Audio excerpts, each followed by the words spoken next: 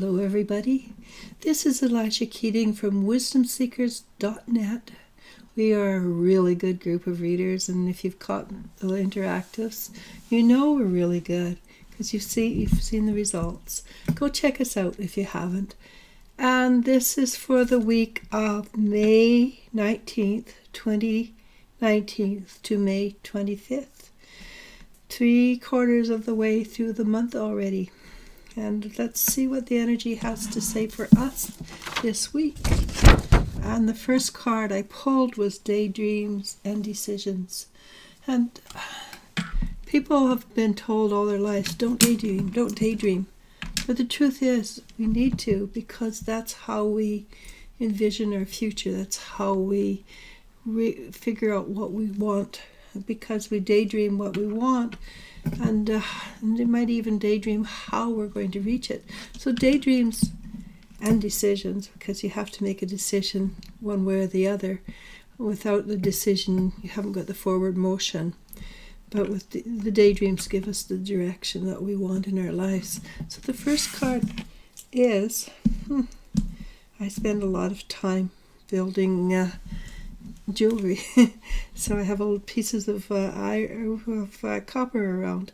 And so this is the first card, is the Ten of Pentacles, and the Ten of Pentacles is a card of a family, not just this family, but family that's been before us and has taken and looked after us. Ancestors. And it could be that you are your own grandmother or your own grandfather. That's for sure and certain. But it is your ancestors, it's your guides, it's your angels that are there to look after us. So the basis of the card is that we are being looked after. We are being loved and taken care of. And what we look for, what we need. And I forgot to tell you, this is for fire. And that's Air, Leo, and Sagittarius. A little late, but it is. That's who I'm reading for. So the basis of the card is we have a great deal of support, and support with a little bit of oomph behind it. Again, we still live in a free will universe. You do have to ask. You do have to say, hey, please help me. And what's covering us? The Emperor. And why do we get the Emperor with your female? Because it's the energy. It's the energy of being masterful. It's an energy of being on top of things, of being able to see everything. See, kings have a country, emperors have a continent, or many, many countries. So they can see more, they have more. And they can be very powerful people. And what's behind us? It's the Four of Pentacles. And what does the Four of Pentacles mean? Well, the Four of Pentacles, as a general rule, means rigidity, not moving, not changing. And again, the important part about that is it is in the past.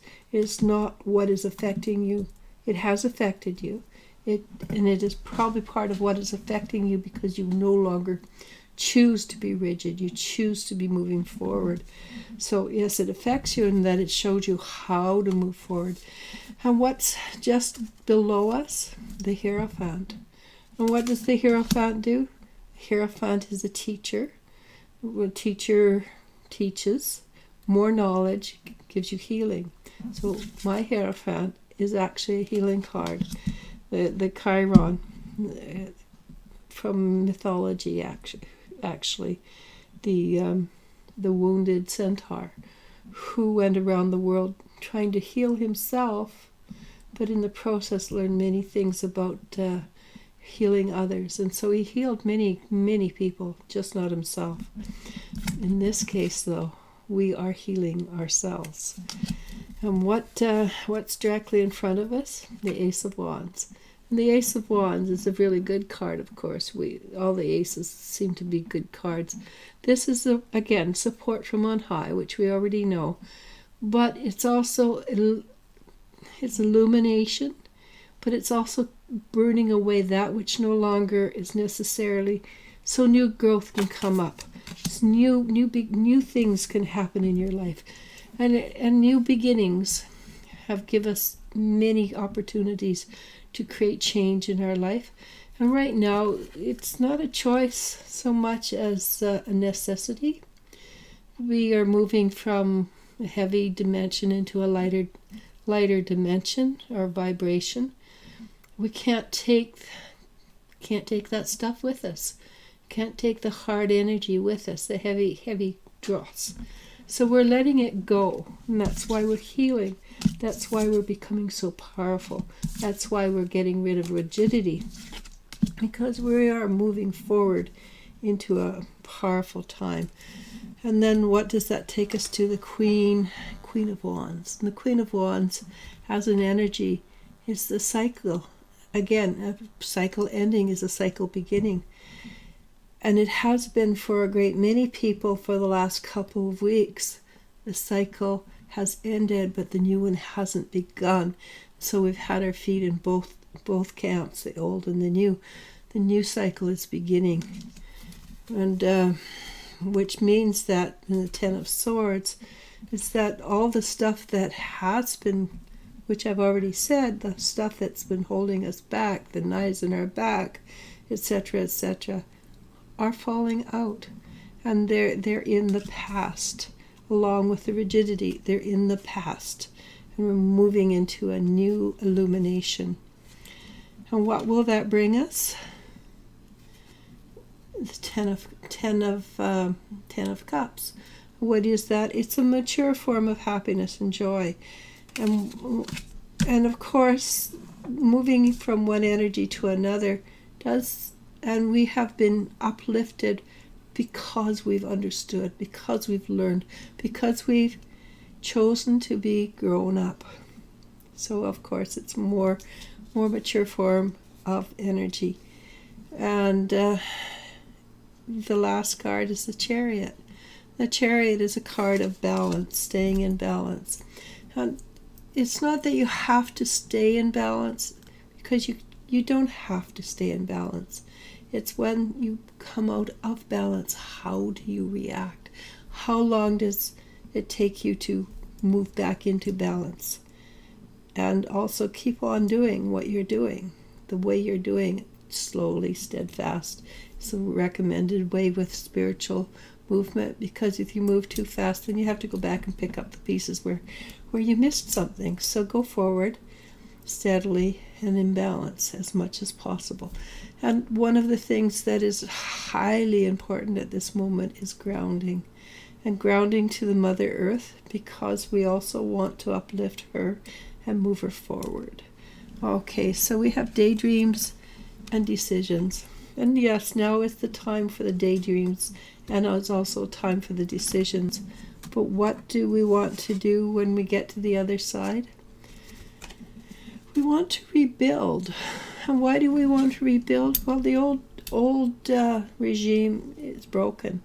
And we all know it's broken. The school system where we were supposed to sit in rows is 250, 300 years old. It's broken. The banking system where they take massive amount of money away from you when you already can't afford to pay something, it's broken. Wars, they're broken. So we're rebuilding. We're rebuilding. Where is it? We're rebuilding with knowledge. We're rebuilding with joy and happiness. And we're trying something brand new. And if you look at any of the spiritual sites, they'll tell you, right now we are rebuilding something that we've never done before. So we're rebuilding, but we're rebuilding in a vastly new design. One that we're building from the heart rather than from other people's beliefs of how it should be. And other people, I'm talking about those people who thought it was a really good idea to put money into a system to create debt slaves. I'm not saying that we are debt slaves, but show me hands, how many of you got enough money? Okay, with that, I'm just delighted to be with you, but I'm going to leave now. Namaste.